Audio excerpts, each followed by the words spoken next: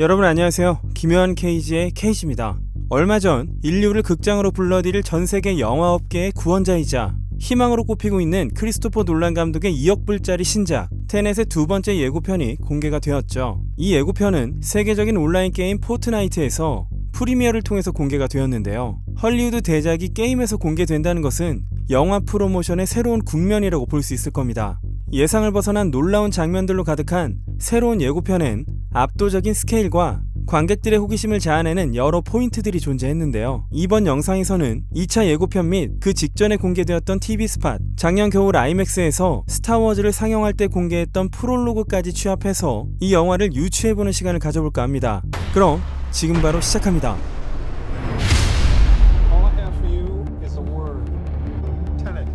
파도를 역으로 가르는 배의 선두 아래쪽을 비추고 선박 마그네 바이킹의 모습이 보입니다. 배 아래쪽이 바닷물에 잠겨 있는데요. 이 사진을 보시면 첫 장면도 이 마그네 바이킹 호임을 알 수 있습니다. 이 배는 극지방에서도 항해가 가능한 쇄빙선이죠. 해줄 말은 테넷뿐이라는데 테넷은 시간을 되돌리는 방법 또는 기술이나 장치, 가설 또는 증명, 조직의 이름이거나 조직의 이상일 수 있습니다. 주인공이 엘리자베스 데비키를 추격하며 전투가 벌어지고 결국 그녀를 놓치는데요. 잘 보시면 누군가를 때려 눕히기도 했군요. 보트 장면, 촬영 현장에서의 에스코트 장면 등을 단서로 유추해보면 주인공은 그녀를 쫓거나 데려다 주거나 지키는 임무를 해야 하며 이쪽과 이쪽, 양쪽에서 고용이 되는 것으로 보입니다. 뒤에 있는 택시를 보면 장소는 런던으로 보이고요. 그리고 그녀를 에스코트하는 인물은 아까 주인공과 대치하던 그 남자, 그녀를 뒤에서 노리는 듯하며 주인공 눈앞에서 그녀를 인터셉트합니다. 아우디 SUV 속의 남자, 그리고 세단의 운전석에 탄 주인공, 운전석의 방향을 보면 장소가 영국임을 알 수 있고요. 마이클 케인과 만나는 장면의 전후로 배치된 것으로 보입니다. 이 장면은 인도 뭄바이에서 촬영된 1차 예고편의 장면이고요. 엔지니어처럼 보이는 클레멘스 포시가 캐비넷에서 꺼낸 트레이에 담긴 물건들은 얼핏 봐도 오래되고 정교한 어떤 장비를 해체한 것처럼 보이는데요. 광학기기의 일부거나 나침반처럼 생겼고 크기도 엇비슷한 느낌이죠. 녹색 장갑을 끼고 아주 정교하게 만들어진 부품을 손에 쥐는 주인공. 이 장면이 흥미로운 이유는 단순히 떨군 물체를 되돌린 것이 아니라 되감아 보면 물리적인 법칙까지 되돌린 것처럼 잘 놓여있던 게 손에 들어왔다는 겁니다. 그 전에 손을 미묘하게 움직이는 것도 보이죠. 아마도 이미 분해했던 것을 되돌리는 훈련이 아닐까 싶고요. 이 두 장면 간의 트레이 위에 놓인 물체가 다른 것도 보이실 겁니다.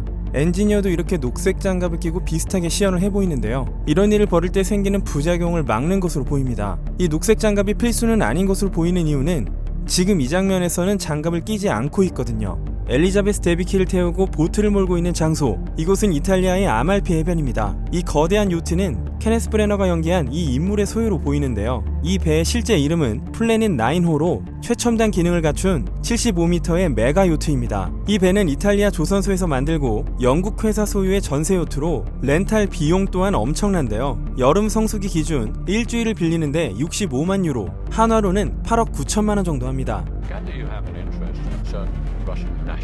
이번 예고편에서는 케네스 브래너가 연기하는 인물의 국적을 러시아라고 강조하죠. 영화 속에서는 구소련과 미국 간의 냉전이 다시금 도래한 듯 보입니다. 과거에 우주 탐사 기술로 겨루듯 이제는 양자 기술을 두고 다시 맞붙게 된 것처럼요. 이 두 사람은 연인이거나 결혼한 사이로 거대한 비밀을 공유하고 있는 것으로 보이죠. 1차 예고편부터 왜 3차 대전보다 더 나쁜 것이라는 언급이 나왔을까요? 러시아는 냉전 이후 급속도로 국가의 위상이 급락, 미국이 전 세계의 패권 국가로 자리매김했습니다. 러시아는 자신들이 하지 말았어야 할 행위들, 상대방이 할 수 없도록 막았어야 할 행위들을 지금은 전부 역사라는 미명하에 인지하게 되었고, 시간을 되돌리는 양자 기술을 이 인물이 통제할 수 있고 역사의 인과성을 바꿀 수도 있습니다. 3차 대전보다 더 나쁜 것은 아마겟돈이라고 지칭하는 멸망보다 더 나쁜 것으로 지금까지 진일보한 인류의 모든 것을 원점으로 회귀시키는 것밖에 없다는 생각이 듭니다. 인류의 역사를 리셋하고 모든 것을 무로 돌리는 종말인 것이죠. 냉전 이후에 패권국 자리에 오르는 것보다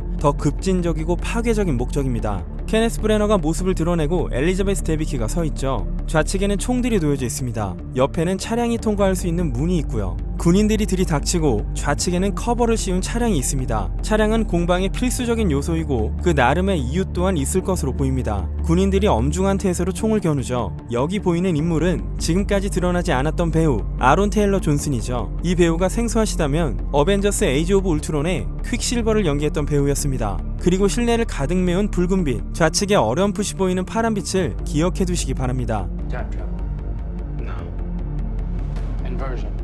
여기서 주인공은 인버전이라는 말을 합니다. 역으로 되돌린다는 것. 주인공은 테스트를 통과하고 새롭게 선발된 에이전트인데 로버트 패틴슨에게 설명을 하고 있는 걸 보면 두 사람 다 이 인버전이 생소한 건 마찬가지. 로버트 패틴슨 뒤에 있는 그림은 아일랜드 태생의 영국 화가 프랜시스 베이컨의 스타일로 보이는데요. 실존주의적이며 암울한 화풍으로 알려져 있죠. 크리스토퍼 놀란 감독은 조커의 얼굴 분장 등 이 화가의 작품에서 그동안 많은 영감을 받아왔었습니다. 이때도 주인공은 장갑을 끼고 있습니다. 총에 슬라이드를 당겨 탄피가 총으로 들어오고 총탄의 흔적도 원상복구됩니다. 역재생을 해보죠. 총알이 제대로 발사되는 소리가 들립니다. 탄창에는 총탄이 그대로 존재합니다. 발사를 할 수도 되돌릴 수도 있기에 적을 총으로 무력화시키고 되돌리면 반드시 죽이지 않을 수도 있습니다. 그리고 이 화이트보드에 쓰인 내용들을 살펴보죠. 이 공식은 엔트로피와 관련 있는 맥스웰 관계식입니다. 물리학의 한 분야인 열 역학에서 온도, 압력, 엔트로피, 부피 사이의 관계식으로 엔트로피는 상태의 양, 에너지의 흐름을 의미하는 함수로 무질서한 정도를 의미합니다. 동전 여러 개를 손에 쥐고 있다가 놓으면 여러 곳으로 튀겠죠. 그것이 바로 엔트로피가 증가하는 겁니다. 이런 일이 벌어지면 그 일을 돌이키는 것은 불가능하죠. 그렇듯 엔트로피는 불가항력적이며 단방향으로만 움직입니다. 즉, 이 세상이 작동하는 방식인 것이죠. 엔트로피가 극단적으로 상승하면 우주는 종말에 이르게 되는데요. 이러한 이론을 기반으로 한 여러 창작물들 또한 존재합니다. 여기 보이는 다이어그램은 맥스웰의 악마라고 불리우는 것으로 분자의 움직임을 관찰하는 가상의 악마를 상정하여 엔트로피의 감소가 가능하다고 본 것으로 심플하게 설명을 해보자면 이렇게 생긴 용기가 있다고 가정을 해봅시다. 이 용기는 균일한 온도의 기체로 채워져 있고 이 안에 있는 분자의 속도는 결코 균일하지 않습니다. 그 다음 용기를 칸막이로 A구역과 B구역으로 분리합니다. 여기 있는 이 악마는 양쪽 구역을 전부 다 볼 수 있고 중간에 칸막이를 열고 닫을 수도 있습니다. 악마는 빠른 분자만을 A에서 B로, 느린 분자만을 B에서 A로 가도록 문을 열고 닫는 것을 반복합니다. 이렇게 딱히 하는 일도 없이 두 분자를 완벽하게 분리해서 엔트로피를 감소시킵니다. 소위 떨어져 흩어진 동전이 손 안으로 들어오는 것이죠. 이것은 엔트로피가 절대 감소될 수 없다는 열역학 제2법칙과 모순됩니다. 자연적인 과정을 거스를 수 없는 비가역성의 미래와 과거 사이의 비대칭성을 깨부수게 되는 것이죠.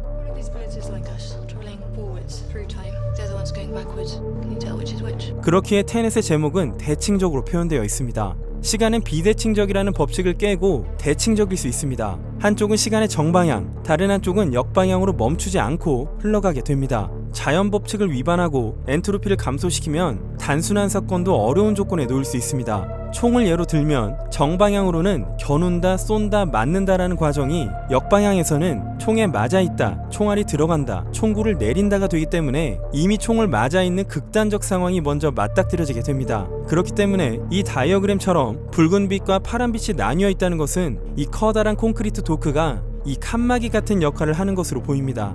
이 두 사람은 서로 다른 조직 사람으로 보이는데요. 복장도 임무도 다르지만 결국 동일한 사건에 휘말리게 됩니다. 그녀에게는 자녀가 있는 것으로 보이며 그녀가 하는 행위에 동기가 될 수도 있습니다. 배우 히메시 파텔과 만나는 주인공들. 히메시 파텔은 주인공들을 돕는 역할로 무모한 계획을 제시합니다. 산소 마스크를 낀 채 뒤집힌 차 안에 갇힌 주인공. 총탄으로 깨진 뒷유리는 원상복구가 되고요. 로버트 패틴슨의 움직임도 인버전되어 있습니다. 이 열차 장면을 보면 평행한 반대 방향으로 움직이는 것을 상징하고 앞서서 테스트를 통과하지 못한 사람은 쓰러져 버립니다. 인버전은 늙어서 죽는 인간의 운명마저 거스르게 하는 것이겠죠. 전복되었다가 인버전되는 이 사브 차량은 공방에 휘말린 일반 차량을 인버전을 통해서 구한 것처럼 보이며 두 인물이 타고 있는 차량은 뒷좌석의 창문 모양을 보면 BMW 5 시리즈입니다.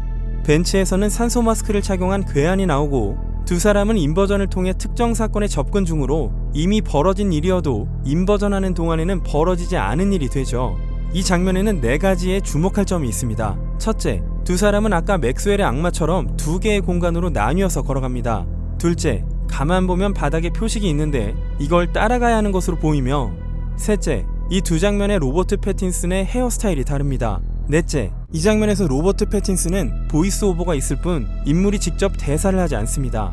미루어 짐작해보면 한 인물이 시간축 위에서 대칭적으로 접근하는 2개의 존재가 있을 가능성이 있습니다. 타는도 인버전, 이런 움직임도 가능합니다. 지금 보이는 아우디 Q7에는 이 두 사람이 타고 있습니다. 남겨진 시간을 표시하듯 손가락을 접는 걸 보면 이 장면 자체가 인버전 같습니다. 뒤로 흘러가는 방향을 봐도 그렇죠. 배우 딤플 카파디아가 말하는 의미심장한 대사가 하나 나오죠. 누군가는 미래와 커뮤니케이션 할 수 있고 그게 단 한 사람만은 아닙니다. 이 오페라 하우스 테러 장면은 12월에 공개되었던 프롤로그의 앞장면이죠. 엄호하던 팀 동료가 피격되고 주인공은 어디론가로 잡혀가는데 이 역시 복장을 보면 오페라 하우스 테러, 자동차 추격전과 연결되는 장면임을 알 수 있죠. 이 장면 속에서는 추격전에서의 벤츠 차량과 그 차에 타고 있던 남자가 보입니다. 그 다음에는 대규모 폭발신이고요. 여기서 이 인물이 주인공이 테러 현장으로 향한 목적이며 사람들을 구해야 한다던 로버트 패틴슨의 목적과는 다를 수도 있음을 암시합니다.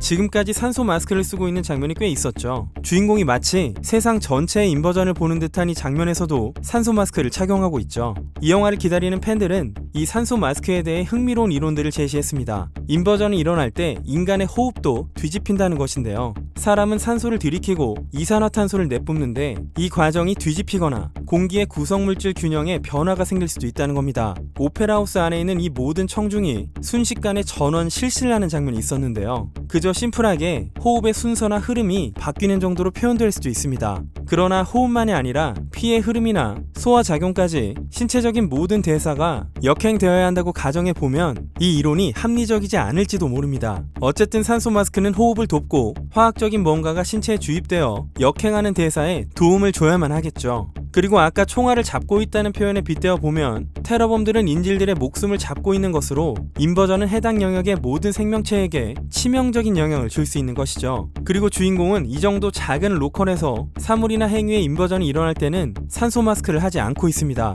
좀 더 큰 범주로 인버전이 일어날 때라든지 산소 마스크가 필요한 특정 상황이 있음을 짐작해 볼 수 있습니다. 이때 주인공은 인버전으로 의식을 잃습니다. 거품을 무는 것은 기도가 확보되지 않고 혀가 목을 막았기 때문으로 볼 수 있으며 약을 들고 있습니다. 이것은 인버전을 할 때 생존을 돕기 위해 필요한 것으로 볼 수 있겠죠. 이 장면에서는 주인공이 어떤 산소 텐트 같은 비닐막 안에 있는 듯한 느낌이 드는데요. 인버전 이후 우주비행사가 귀환해서 지구의 중력에 적응하듯 산소 텐트 안에서 회복 기간이 필요할 수도 있습니다. 이 장면은 실제 비행기를 건물에 충돌시켰다는 걸 주인공을 연기한 존 데이비드 워싱턴이 인터뷰에서 밝혔죠.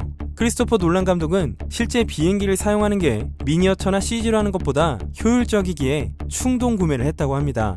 여기에 추가된 TV 스팟 장면을 보시죠. 파편이나 물줄기를 보면 이들은 시간 반전 상태에서 비행기나 경납고로 위장하여 들어가는 중입니다. 이대로 계속 가면 비행기는 충돌 전으로 돌아갈 수 있고 이들이 비행기에 탑승하면 비행기를 통째로 접수할 수도 있겠죠. 네, 지금까지 테넷의 두 번째 예고편을 살펴봤습니다. 이어서 이어질 새로운 테넷 영상도 기대해 주시고요. 지금까지 김효한 KG의 KG였습니다.